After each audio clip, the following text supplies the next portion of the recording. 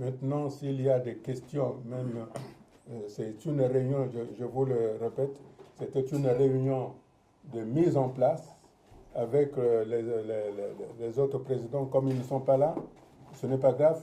Nous allons passer à différentes questions pour savoir quelles sont les modalités pratiques dans lesquelles nous devons arriver et comment nous allons nous y prendre pour cette conférence internationale. J'insiste bien que la conférence internationale n'est pas là pour faire le procès de qui que ce soit. La conférence internationale aura pour but de tracer le Congo du futur, le Congo de demain.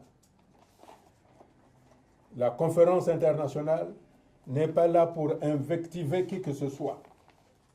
La conférence internationale est là pour donner la possibilité au Congo de se reconstruire dans son intégralité.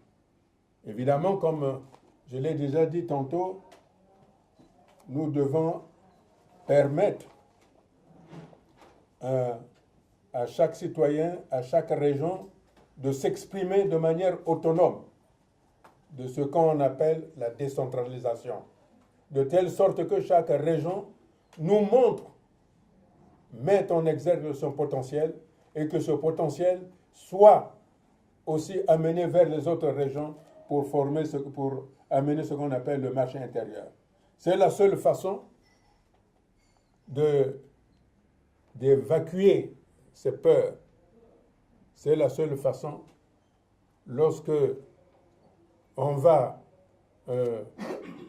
installer les entreprises, lorsqu'on va développer les régions, plus personne ne pensera qu'il est Moshi, il est Lari, il est Congo, il est Nsangé, il est Vili. Quand les gens travaillent, ces sentiments n'existent plus. Mais quand les gens n'ont pas de moyens d'assurer leur quotidien, évidemment, les récriminations, c'est la solution facile. Et nous ne voulons pas de la solution facile. Nous avons du travail, la diaspora est intelligente, il y a beaucoup de cadres qui sont ici. Alors j'appelle la diaspora, toute la diaspora confondue, d'être au service du Congo. J'ouvre les séances de questions.